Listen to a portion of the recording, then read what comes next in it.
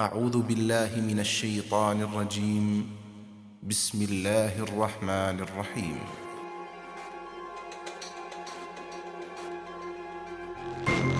Saya akan membantu beberapa teman dari Nahdien atau Mustaqim atau siapa saja. Saya akan ikut belajar cara menghadapi atau menerima ujian dari Allah Subhanahu wa Ta'ala.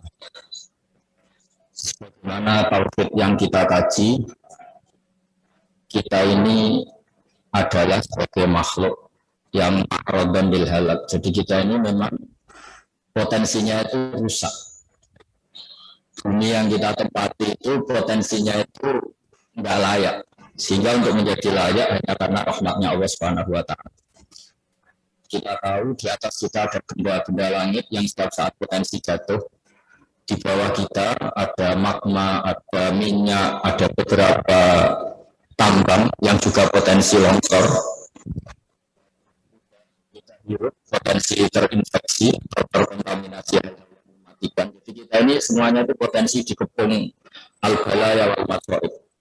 Beberapa potensi musibah dan beberapa hal yang dahsyat.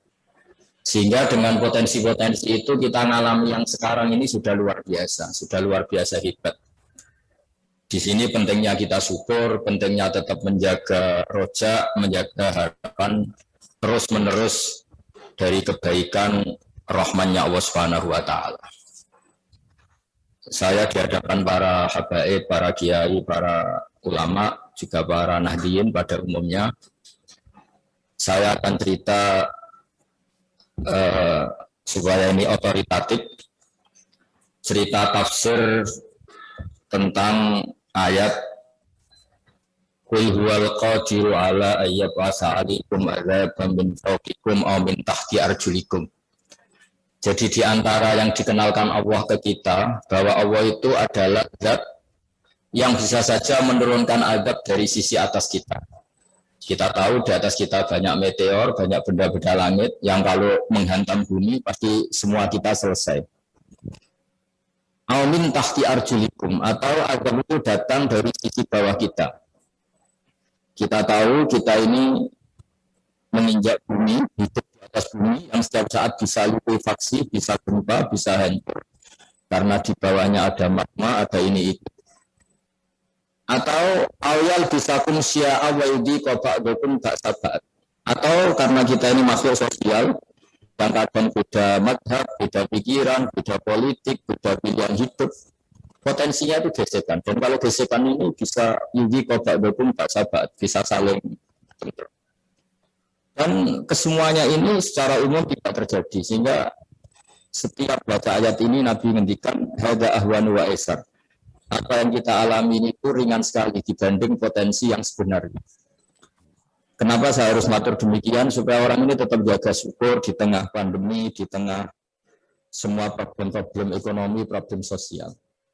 Karena di antara nasihat para leluhur kita, afdhalul ibadah intidharul farad. Sebaik-baiknya ibadah itu selalu berharap ada solusi, ada jalan keluar.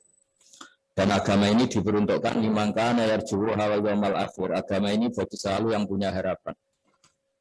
Dulu dalam konteks beragama, ketika orang-orang kafir tidak mau iman, Nabi masih berharap mereka tidak boleh dihancurkan oleh malakul jibal, malaikat gunung. Kata Nabi, meskipun bapaknya belum iman, tapi saya arju atau Rasulullah arju min aslabihim, saya masih berharap arju ayyukhrijawahu min aslabihim maya'buduwaha wa la yusyriku bihi syai'an. Saya berharap dari keturunan mereka lahir orang mukmin yang tidak melakukan syirik lagi. Kita tahu Abu Jahal akhirnya punya anak Ikrimah, Abu Lahab punya anak Darrah, dan semuanya menjadi mukmin. Artinya pandemi juga gitu, beberapa penyakit juga gitu. Kita diajarin wiridan tadi sebagaimana diwajah Habib Ahmad. Di antara yang kita baca terus dan selalu kita baca kalau mensifati Allah itu innahu la ya'ti bil hasanati illa anta wa la yadhabu bis sayyiati illa anta. Hubungan kita dengan Allah itu siapa? Allah yang selalu mendatangkan kebaikan dan yang bisa menolak keburukan. supaya orang itu punya harapan meskipun secara iman kita berkeyakinan khairihi wa syarrihi min Allah, tapi dalam wiridan-wiridan yang diajarkan Rasulullah Shallallahu Alaihi Wasallam, cara mensifat Allah itu innahu la ya'ti bil hasanati la anta wa la yadhabu bis sayyiati la anta. Allah itu adalah, hubungan kita dengan Allah adalah zat yang selalu mendatangkan kebaikan dan yang selalu menolak keburukan. Jika misalnya ada pertanyaan tadi, kita mengalami penyakit, mengalami pandemi, mengalami masalah, yakinlah sebetulnya masalah itu lebih bisa dahsyat daripada yang kita alami. Karena di atas kita banyak meteor, banyak benda-benda langit yang kalau jatuh itu pasti kita selesai. Begitu juga di bawah kita ada magma, ada hal-hal yang mudah runtuh. Kalau itu semuanya runtuh, longsor kita juga selesai. Adzab min fawqikum aw min tahti arjulikum. Kita sebagai makhluk sosial bisa beda madzhab, beda pendapat, beda macam-macam, dan itu bisa gesekan yang ekstrim. Dan alhamdulillah kita dijaga Allah, wa allafa baina qulubihim, kita punya empati, punya toleransi, punya saling menghormati sehingga kita semuanya baik-baik saja. Nah, dari muamalah dengan Allah syukur ini kita berharap Allah akan menambah rahmat kepada kita. Jadi jangan karena ada pandemi terus kemudian seakan-akan Indonesia itu hanya masalah saja, hanya problem saja. Sudah ada masalah, kita muamalahnya sama Allah juga masalah. Enggak ada syukurnya, ngeluh terus, itu bahaya dalam muamalah kepada Allah Subhanahu wa taala. Karena sekali kita tidak bersyukur, maka ancamannya itu falyat tuqban siwa'i wal yakhruj min tahti ardi wasamai. Silahkan cari Tuhan selain saya, kata Allah, dan tapi jangan tempat bumi saya, jangan tempat di langit saya, itu lebih ekstrim lagi.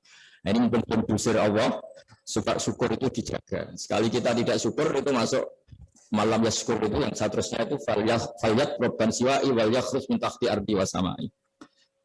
Nah, tentu setelah kita syukur atas semua yang diberikan Allah Ta'ala, nikmat iman, Islam, dan sehat, juga nikmat muamalah dan muasyarah, juga belajar sama Habib Ahmad, sama beberapa tokoh PBNU, juga sama guru-guru kita, juga terus berdoa.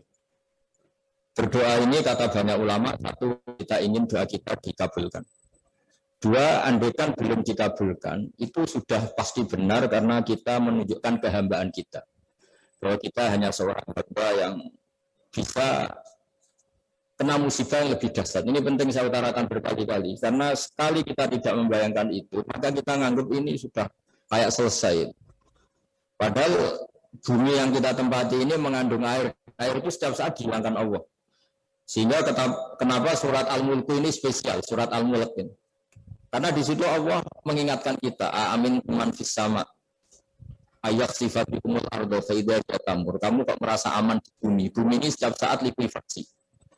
Amin man fis sama, ayur sila alikum hasibah. Langit yang di atas kamu ya potensi menjatuhkan meteor, menjatuhkan apa saja bahaya, termasuk angin-angin yang bahaya. Air yang kita pakai setiap saat kul ara'aitum in asbaha ma'ukum gharan kama ya'tikum bima'in. Air yang kita pakai bisa saja dihilangkan Allah. Bumi ini nyerap air dan air itu di bumi. Kalau sistem bumi digeser sedemikian rupa oleh Allah, langsung air itu hilang dan kita tidak bisa apa-apa. Sehingga oleh guru-guru kita, termasuk oleh bapak saya sendiri, diajarin kama ya'tikum bima'in. Siapa yang bisa mendatangkan air yang kamu butuhkan? Kita disuruh menjawab Allah Rabbul Alamin. Hanya Allah yang bisa mendatangkan itu semua. Jadi saya mohon ke semua warga, ya, semua kita. Sebelum saya mohon juga terima kasih sama semua yang menangani COVID, baik dari pemerintah maupun relawan maupun masyarakat. Siapa saja termasuk yang mendoakan, termasuk yang mensupport. Bahwa kita sebagai manusia ini memang harus ingat